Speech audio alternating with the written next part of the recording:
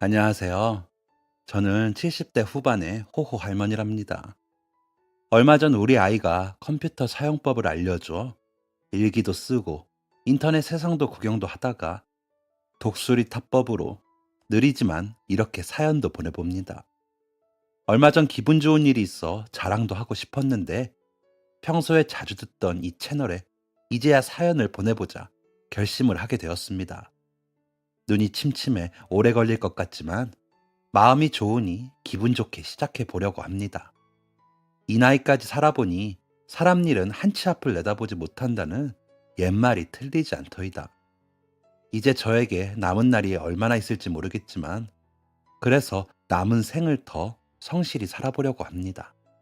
저는 비교적 유복한 집에 태어나서 부모님의 사랑을 듬뿍 받는 유년 시절을 보냈습니다. 아버님과 오라버니들께서 특히나 막내딸이자 막내 동생인 저를 특별히 아껴주셨지요. 그 당시 중학교까지 마친 여자아이들은 적었는데 저는 아버지가 여자들이 잘 배워야 나중에 자식들 교육도 잘하는 거다 라며 가르쳐 주셨죠. 부유하고 철딱선이 없었지만 행복했던 날들이었습니다. 그런 저는 19살이 되던 해에 중매쟁이가 주선을 서 부모님들이 약속을 하신 집으로 시집을 갔습니다. 그때도 자유롭게 연애를 하는 친구들도 있었지만 워낙 둘러싸여 감시가 삼엄한 집이다 보니 연애는 꿈도 못 꾸었죠. 하도 어릴 적부터 귀에 딱지가 않도록 들어서인지 당연한 줄 알았습니다. 그래서 흔히 동네 남자아이들하고 눈도 한번 마주치지 못하고 새침을 떨다가 시집을 갔습니다. 첫날 밤에야 처음 만나게 된 남편의 얼굴은 미남이었습니다.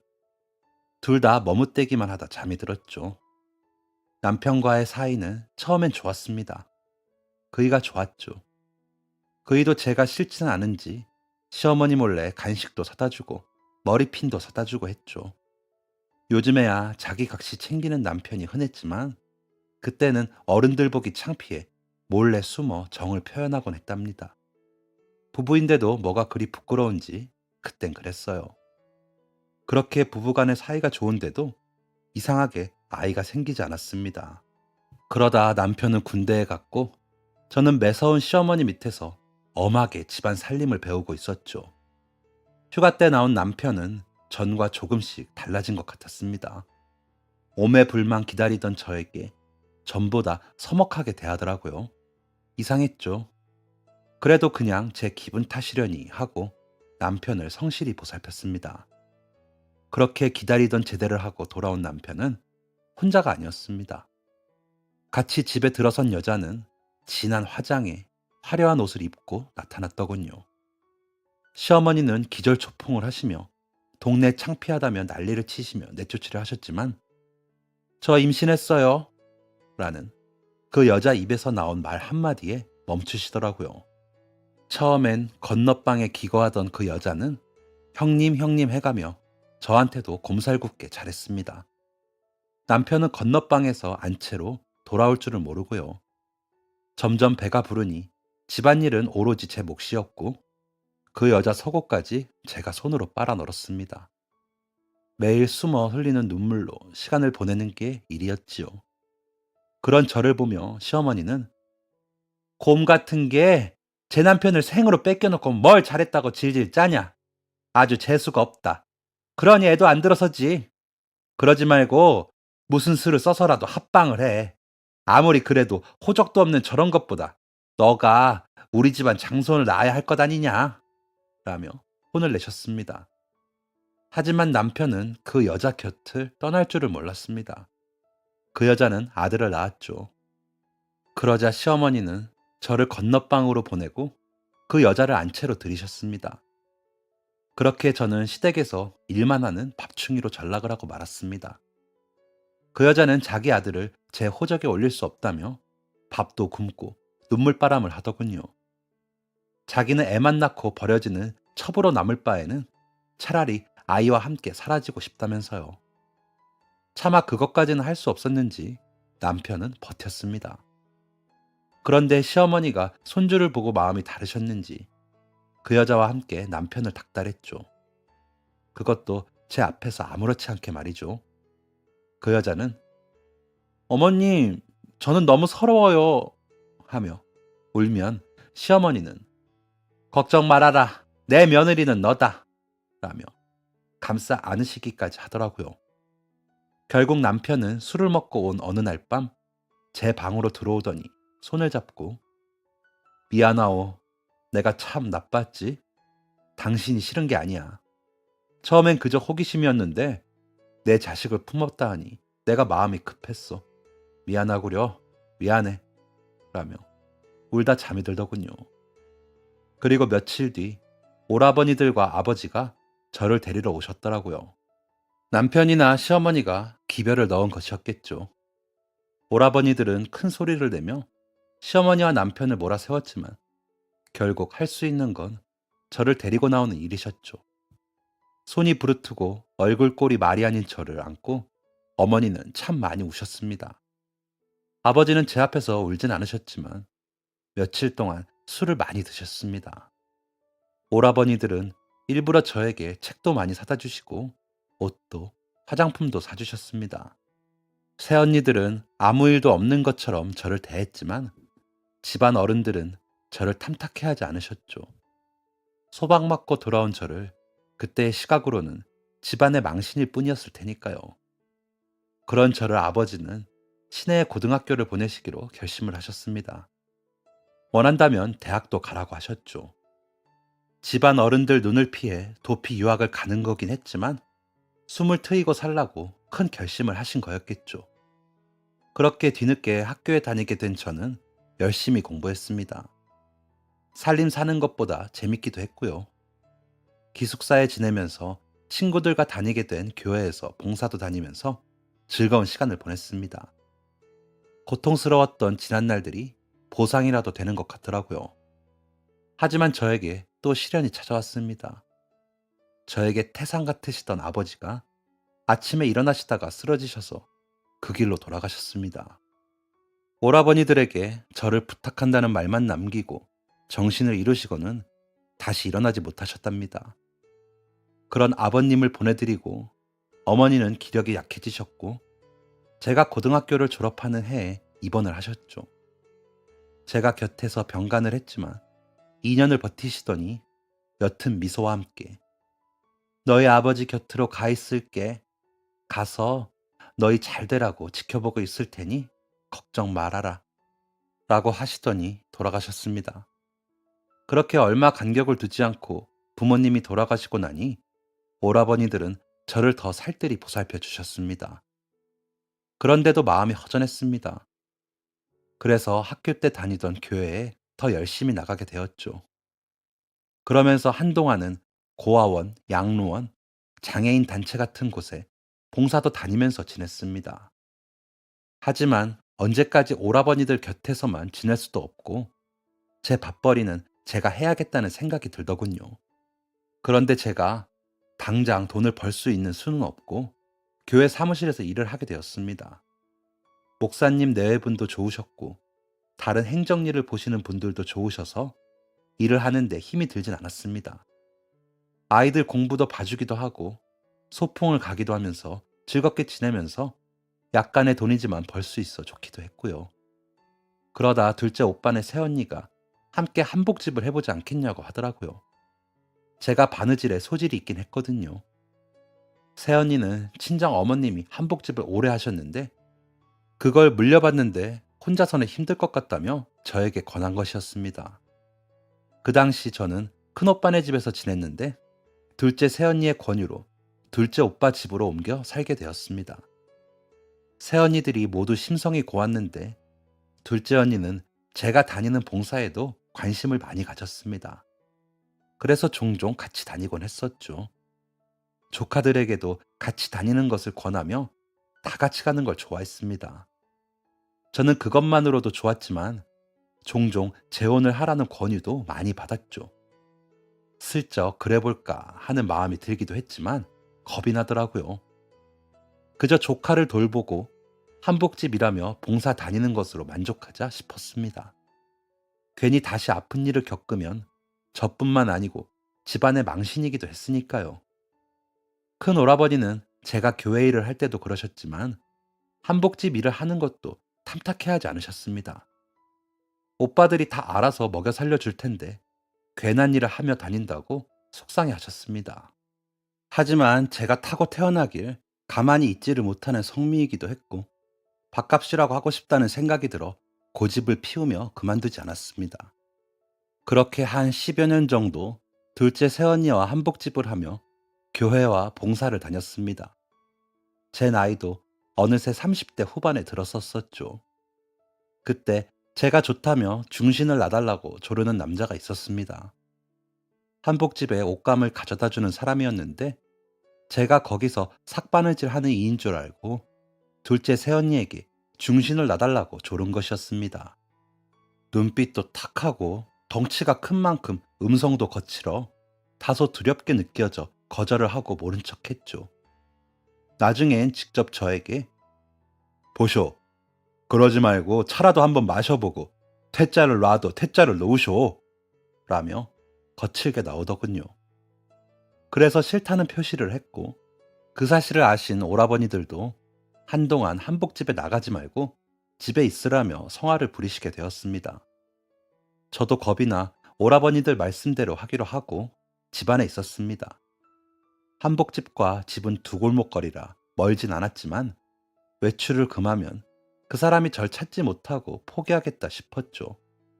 둘째 새언니는 옷감 주시는 쪽에 연락해 배달부를 바꿔달라고 말을 해놓았고요. 그러길 며칠째 자다 말고 둘째 새언니가 아가씨, 가게에 불이 났어요 라며 가게로 뛰어나가기에 놀란 마음에 따라 나섰죠. 범인은 그 남자였습니다. 일도 뺏기고 저를 만나지 못하자 보복하는 마음에 가게에 불을 내며 해코지를 한 것이었죠. 나중에 경찰에 잡힌 그 사람은 저와 연인 사이였다는 둥 헛소리를 하며 자기가 버림받아서 보복을 했다고 하더랍니다. 혹시나 그 사람이 다시 찾아와 또 해코지를 할까 싶어 두려웠습니다. 급한 일감들은 제가 가져다 집에서 하고 있었기에 맞춰서 손님들에게 드릴 수 있었지만 그래도 손해가 많았죠. 좋은 옷감을 많이 사두었는데 불이나 다 타버렸으니 말이죠. 둘째 새언니는 그런데도 불평 한마디 하지 않고 제 손을 잡더니 몸 안 상해서 얼마나 다행이에요. 손해는 생각도 말아요. 괜히 내가 아가씨한테 같이 일하자 그래서 마음 다치게 한 거 아닌지 모르겠어요. 라며 오히려 저를 안심시켜주는 좋은 사람이었습니다. 큰 오라버니는 불호령을 내리며 다시 큰 오라버니 집으로 돌아오라고 성하셨죠. 괜히 여자가 밖으로 도니 그런 작자가 희롱을 하다못해 그런 짓까지 벌이는 거 아니냐. 당장 집으로 와서 잠자코 집안일이나 돕고 있어. 라고 하시더라고요. 큰 오라버니가 너무 강력하게 화를 내시니 둘째 새언니와 제가 고집을 부리기는 쉽지 않더라고요. 그래서 그간 일하며 모은 돈을 둘째 새언니에게 내주며 언니가 이거 안 받으시면 제가 너무 괴로워요. 큰 오라버니 진정되시면 다시 나와서 일할게요. 그렇게라도 제가 갚을 수 있게 해줘요. 라고 사정하듯 그 돈을 주고 큰 오라버니 집으로 가게 되었습니다. 조카들이 넷이나 되는 큰 오라버니 집은 항상 일거리가 많았습니다. 큰 새언니와 함께 일을 하다 보면 하루는 금세 지나가 버렸지요. 하지만 제 마음은 커다란 구멍이 나는 것처럼 허했습니다. 제 인생은 이렇게 흘러가 버리는 건가 싶어서요. 하지만 큰 오라버니가 너무 강경하셔서 눈치만 볼 뿐이었습니다. 봉사도 겨우 다녔으니까요. 그렇게 한 5년 지냈을까요? 그 사이 제 나이도 40대가 되고 간간히 급할 때마다 둘째 새언니가 도움을 청하면 집으로 가져와 한복일을 하면서 시간을 보냈습니다. 조카들도 많이 자라 장성하게 되었죠. 큰 조카가 장가를 가게 되었습니다. 기쁜 일이었지만 저는 걱정이 되었습니다. 아무래도 새 식구에게는 제가 군 식구일 뿐이니까요. 그래서 큰 오라버니께 나 너무 좀이 쑤셔서 안 되겠어요.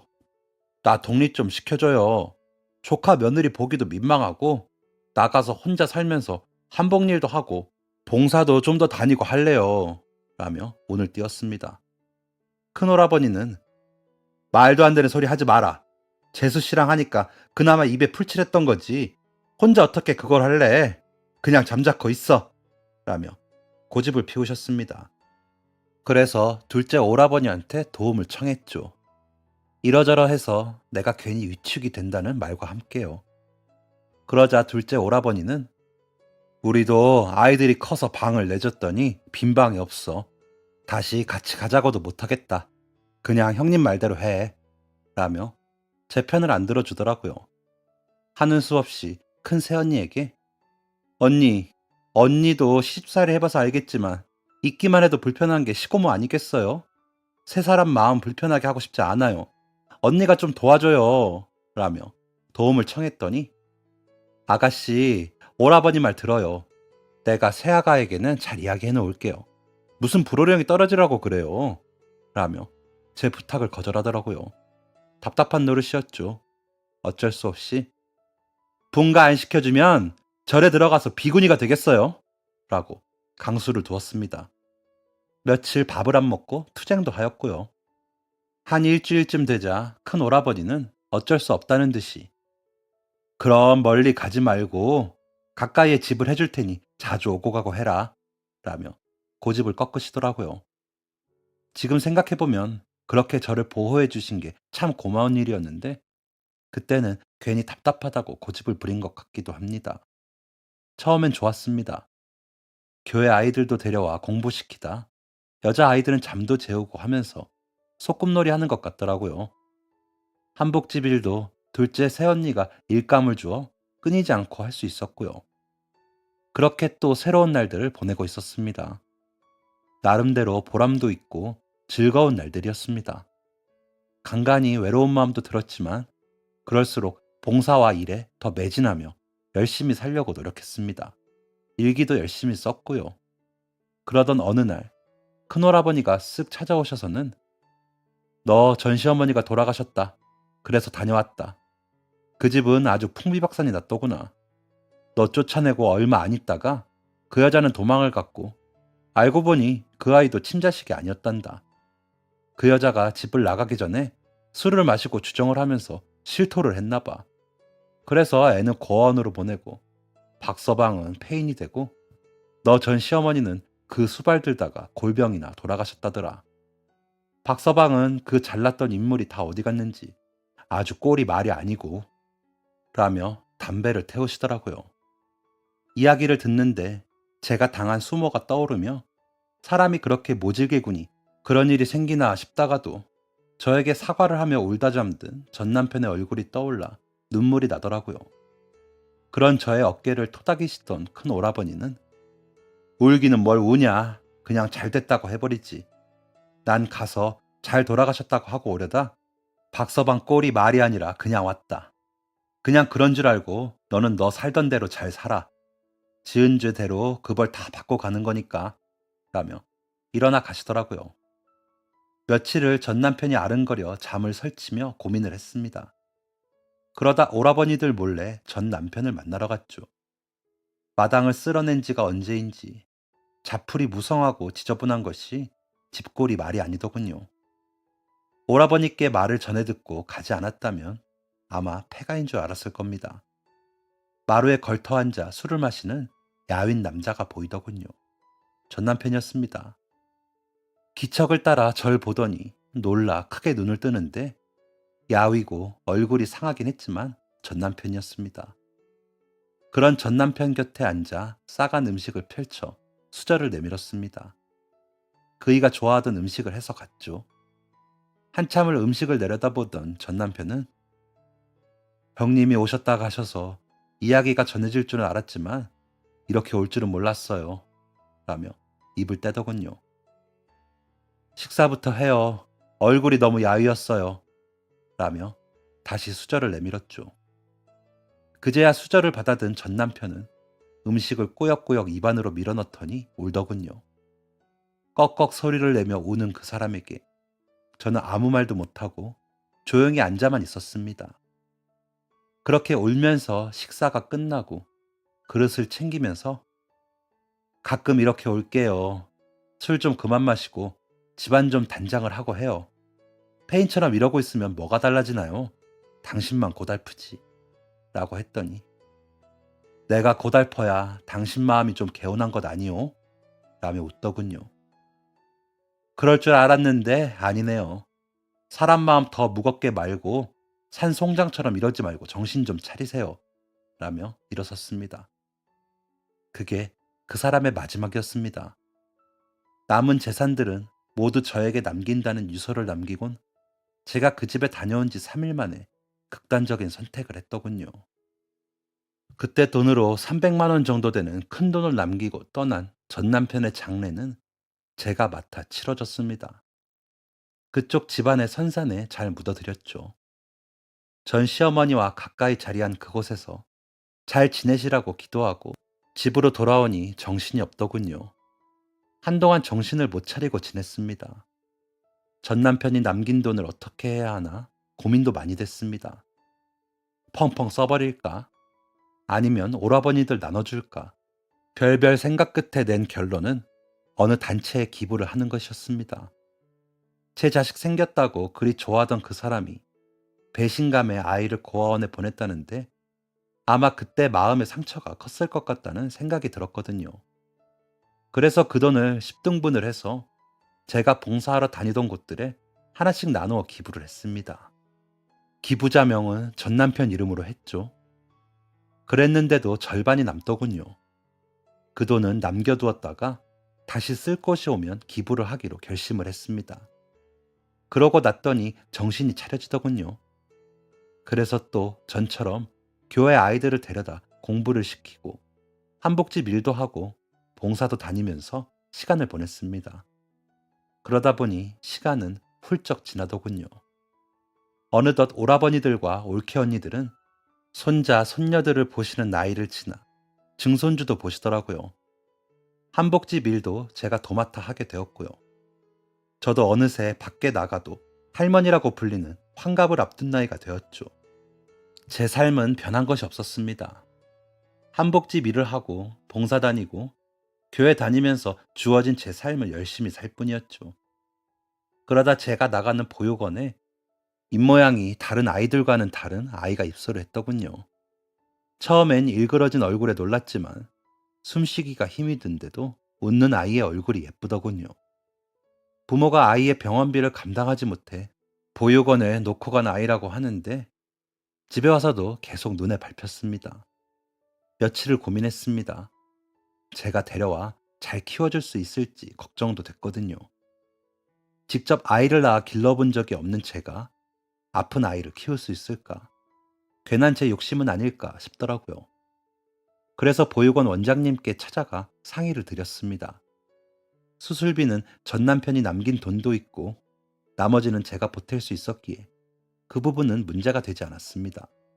아이가 이미 부모가 저를 버리고 간 것을 알 나이이기에 혹시나 제가 나서는 바람에 마음의 상처를 더 주진 않을까 싶었거든요. 아이는 7살이라고 하더군요. 벌써 2차례의 구순 9개월 수술을 받았지만 아직 수술이 3차례나 남아있는 상황이라고 하시더라고요. 아이 부모는 연락을 원치 않고 입양을 보낼 수 있으면 보내라는 말을 아이 있는 데서 하더라며 원장님은 안타까워 하시더라고요. 그런데도 아이가 눈치가 있어 밝게 생활하곤 있지만 아무래도 독자적인 보살핌이 필요하긴 하다고 하시며 저에게 괜찮겠냐고 오히려 반문하시더라고요. 제가 그래서 이렇게 상담을 왔습니다. 가능할까요? 제가 부족하진 않을까요? 라고 되물어 여쭤보니 복희님 심성이야 누구나 다 아는 걸 뭘 물으셔요. 저는 그 누구보다 잘해주실 거라고 믿지요. 일단 당장 입양보다 임시 보호하는 명목으로 데리고 가셔서 치료비도 지원 받으세요. 구순 9개월 아동 치료 지원 센터가 있거든요. 지역이는 그 지원 대상자이고요. 복희님이 아무래도 혼자 그 돈을 다 감당하시려면 버거우실 거예요. 그리고 치료가 끝나면 그리고 나서 아이를 입양하시는 게 좋을 것 같아요. 저희는 복희님 믿습니다. 라고 말씀해 주시더라고요. 그래서 그 길로 아이를 데리고 왔습니다. 아이는 저를 따라 나서면서 선생님들을 일일이 안아주며 건강해져서 올게요 하며 의젓하게 인사도 하더라고요. 그리고 제 손을 잡는데 그 소나기 힘이 얼마나 좋은지 듬직하더이다. 그렇게 집으로 데리고 와 밥을 먹이며 이야기를 했습니다. 지혁아, 할머니는 복희 할머니야. 앞으로 잘 지내보자. 불편하거나 아픈 곳이 있으면 숨기지 말고 이야기해야 한다. 할머니는 아이를 길러본 적이 없어서 잘 모르거든. 놀아주기만 했지 키워본 적이 없어. 그러니까 지혁이가 도와줘. 라고 했더니 그런 걱정은 하지 마세요. 저는 엄살쟁이거든요. 엄마랑 아빠가 그래서 저를 버리고 갔어요. 안 울어야 같이 산다고 했는데 제가 많이 울었거든요. 라며 고개를 숙이기에 할머니한테는 마음 놓고 울어도 돼. 때를 쓰고 아프다고 엄살 부려도 되니까. 걱정 말고 어디서든 고개 숙이지 마. 치료 잘 받고 건강해져도 아프면 우는 거야. 할머니도 아프면 잘 우는데. 라고 했더니 활짝 웃더라고요. 입이 불편해 잘 씹지도 못하는 아이를 위해 연한 음식으로 밥상을 차렸습니다. 그 밥상이 저에게도 맞더군요. 우리 지역이 덕에 할머니가 음식 솜씨도 늘고 밥 양도 늘어서 더 건강해지겠다.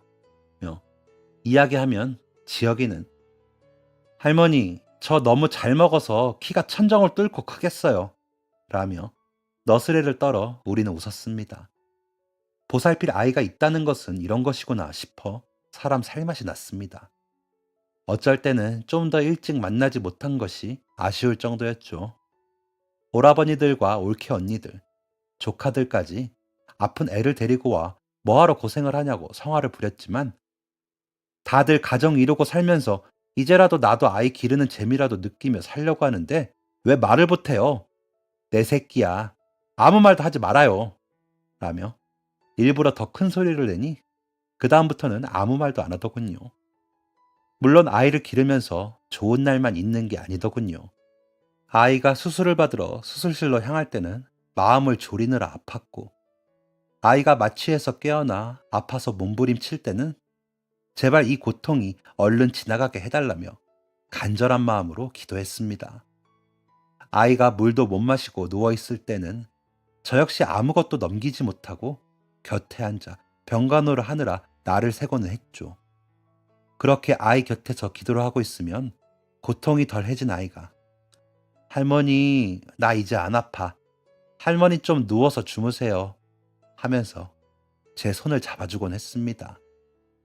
그렇게 살이 에이고 뼈를 갈아 넣는 수술을 견디면서 아이와 저는 더 돈독해졌습니다. 다행히도 수술 경과도 좋았죠.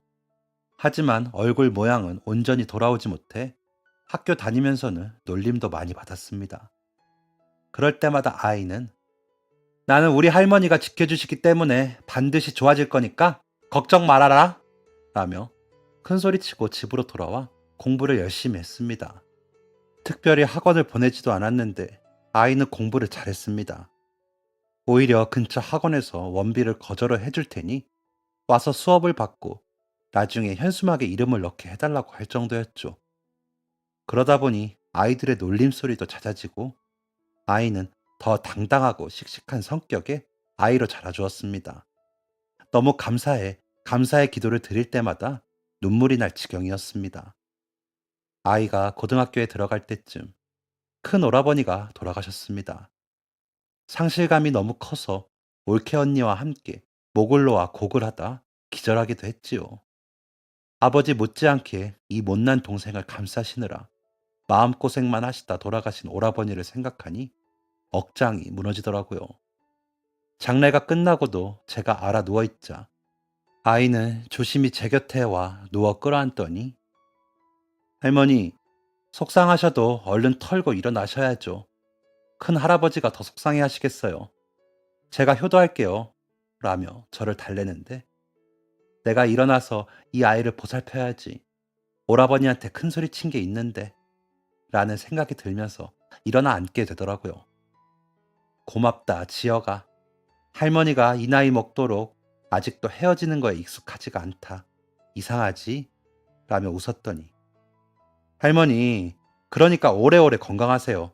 저는 할머니뿐이잖아요. 라며 절 다독이면서 안아주더라고요. 아이는 항상 그랬습니다. 제가 힘들고 약해질 때 오히려 저를 이끌어주고 기운이 나게 해주었죠. 아이를 데리고 온 날부터 단 한 번도 아이가 데리고 온 것을 후회하거나 힘들다고 느끼지 못할 만큼 말이죠. 오히려 대신 아파해 줄 수 없어 미안했고 안타까울 뿐이었습니다. 아이가 있어 다른 모든 생활도 열심히 할 수 있었죠. 아이가 고2가 되어 마지막 수술을 앞두고 병원으로 가기 전날 아이가 그러더군요.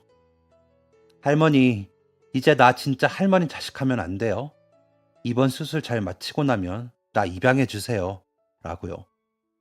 안 그래도 호적 정리를 해야지 싶어 보육원 원장님과 상의를 해야지 싶었는데 먼저 그렇게 이야기해 주니 고마웠습니다. 그래서 얼른 그러자 하고 아이는 마지막 수술을 받으러 갔습니다. 수술은 성공적이었습니다. 하지만 아이가 너무 오래 깨어나지 않아 기다리는 동안 무척 애가 탔죠. 아이가 마침내 눈을 뜨고 할머니 라고 불렀을 때 아이고 고맙다 내 새끼 아팠지 수고했다 라고 하며 쏟는 눈물을 아이가 닦아주며 할머니가 더 고생하셨죠. 진짜 이제부터 제가 효도할게요. 조금만 더 기다려 주세요. 라며 이야기해 주는데 저는 이제 살겠다 싶더군요. 그리고 아이는 제 호적에 입적을 시켰습니다. 호적상으로 이제 남이 아닌 제 자식이 된 것이죠. 호칭은 그냥 부르던 대로 할머니라고 부르기로 했습니다. 갑자기 바꾸자니 쉽지 않았죠. 아이는 전보다 공부도 열심히 했고 저와 봉사도 열심히 다녔습니다. 운동도 잘하고 키도 엄청 커 주변에서 인물이 났다고 하더라고요. 그렇게 아이는 잘 자랐습니다. 고3이 되어 수능을 보고 어느 학과를 갈까 고민을 하다가 한의학과에 간다고 하더군요. 아무리 궁리를 해보아도 할머니 아픈 곳을 잘 보살필 수 있는 과가 거기에요. 할머니 뜸 뜨고 침 맞고 그런 거 좋아하잖아요. 할머니 보약도 내가 엄청 해줄게요. 라면서 말이죠. 아이가 그렇게 말만 해주어도 아픈 곳이 다 낫는 기분이었습니다. 아이는 대학에 다니면서 바빠졌습니다. 공부할 게 워낙 많은 학과라고 하더군요. 그러면서 간간히 배운 게 있다면서 찜질도 해주고 뜸도 떠주고 하더라고요. 침은 졸업하고 면허 따서 놔준다고 하면서 조금만 더 기다리라고 하더라고요. 정말 눈코 뜰 새 없이 공부를 했습니다. 그러다 한방군의관이라는 이름으로 군대에 가게 되었을 때는 집이 적막강산 같고 아이가 걱정스러워 마음이 안 좋았습니다. 군대라는 곳이 무섭게 느껴져 혹시나 누군가에게 괴롭힘을 당하지 않을까 싶고 아무래도 흉터가 있는 아이를 재미삼아 놀리는 상사가 있을까 걱정도 되었고요. 일을 하면서도 그런 생각이 들면 일이 손에 잡히지 않고 눈물만 흘리는 날들도 있었죠. 하지만 아이는 휴가 때마다 씩씩했고 씩씩하게 제대를 했습니다. 그러더니 또다시 열심히 공부를 했습니다. 저는 그런 아이를 응원하는 것 말고는 할 수 있는 일이 없어 마음만 쓰고 기도만 할 뿐이었습니다. 이제는 우리 아이가 힘들지 않게 해달라고 말이죠. 여자친구도 없이 대학 생활을 하던 아이는 결국 과 수석으로 졸업을 하며 졸업식에 자랑스럽게 강단에 나가 졸업장을 수여받았습니다. 너무 뿌듯하여 여기저기 소문을 내고 졸업식장에 갔는데도 한 장이라도 더 사진을 찍으려고 애를 썼습니다. 아이와 나란히서 학사모를 쓰고 사진을 찍을 때도 꿈만 같았습니다. 제 아이가 이렇게 자라서 저를 기쁘게 해주니 고마운 마음에 눈물이 났습니다. 그런 저를 보며 할머니, 이제 시작이에요. 내가 진짜 효도할 테니까 기다려요. 라며 제 눈물을 닦아주더라고요. 그런 아이는 한의사 면허 시험에도 단번에 합격을 했습니다. 합격 통보를 받고 저를 방에 앉히더니 큰절을 하며 할머니, 제가 이제 할머니 안 아프고 오래 사시게 해드릴 테니까 저만 믿으세요. 라는데 어찌나 기특하던지 좋았습니다. 그런 아이에게 나는 이만큼만으로도 좋다. 이제는 우리 지역이 좋은 섹시 만나 결혼도 하고 잘 사는 모습만 보면 돼. 라고 하며 안아주었습니다. 저는 저 나름대로 노후 준비도 해놓았고 아이 장가갈 비용까지 다 준비를 해둔 터라 조금이라도 제가 기운이 있을 때 아이가 가정을 꾸렸으면 싶더라고요. 그러다 한 3개월 전쯤 아이가 할머니, 내가 소개하고 싶은 사람이 생겼어요. 하더라고요. 듣던 중 반가운 이야기라 얼른 데리고 오라고 했더니 그런데 나랑 할머니랑 먼저 할 일이 있어. 라면서 주말에 어디 좀 가자고 하더라고요. 그래서 따라 나섰죠. 가봤더니 사진을 찍는 곳이었습니다. 할머니랑 나랑 찍은 그럴싸한 가족 사진이 없잖아. 나 수술하느라 내가 사진 찍는 거 싫어해서. 그래서 우리 집 벽에 가족 사진도 없고 허전하더라고요. 다른 집 가서 볼 때마다 부러웠거든. 여기서 화장도 다 시켜주고 옷도 입혀주니까 그대로 하시면 돼요. 라며 저를 거울 앞에 앉히더라고요. 저는 거기서 해주는 대로 화장도 하고 속눈썹이라는 것도 붙여보니 보기가 좀 낫더군요. 그런 저를 보던 아이는 와, 우리 할머니 시집가도 되겠네 하면서 웃는데 쑥스럽지만 그게 또 그렇게 보기 좋았습니다. 그리곤 아이가 골라온 옷을 보고는 전 깜짝 놀라고 말았습니다. 웨딩드레스더군요. 아이고, 이런 걸 무슨 할머니가 입어, 아서라. 라고 하니, 입으세요. 그래야 오늘부터 엄마 할 거야. 우리가 엄마랑 아들로 다시 태어나는 날이니까 얼른 입어요. 입고 같이 사진 찍고, 이제 엄마가 결혼했을 때의 나이로 다시 돌아갔다고 생각하시고, 젊은 마음으로 아주 오래오래 사셔야 해요. 그래야 제가 마음껏 효도하죠.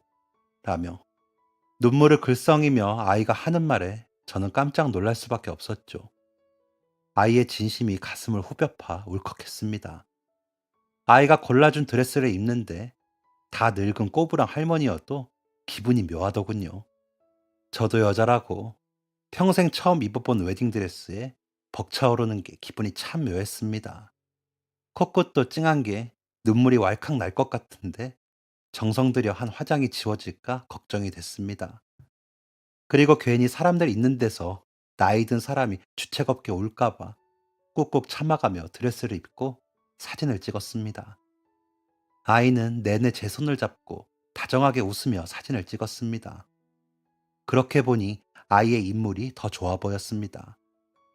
내 아이가 아니라 정말 그랬습니다. 사진을 다 찍고 나자 아이가 엄마, 우리 맛있는 거 먹고 들어가자. 내가 예약도 다 해놨어. 하더니 손을 잡고 나서더라고요. 처음 듣는 엄마라는 소리에 저는 따라가며 눈물을 훔쳤습니다. 식당에 도착한 아이는 제 눈물을 닦아주며 엄마, 진짜 오래오래 사세요. 엄마 없으면 난 어떻게 살겠어요. 나 결혼도 하고 아이도 낳고 손주도 보고 증손주도 볼 때까지 꼭 내 곁에 있어줘요. 라고 하는데 둘 다 눈물이 터져 음식을 주문해 놓고 얼마를 울었는지 모릅니다. 그렇게 저는 할머니에서 엄마가 되었습니다. 이 세상 떠날 때까지 엄마 소리도 못 들어보고 가는 줄 알았는데 제가 횡재를 했지요. 그날 찍은 사진은 저희 집 거실에 멋지게 걸려 있답니다. 아들은 말처럼 참한 아가씨를 데려와 소개를 했습니다. 같은 한의원에서 일을 하는 아가씨인데 아들과 같은 학교 선후배라고 하더라고요. 예쁘고 야무져 보여 반갑더라고요.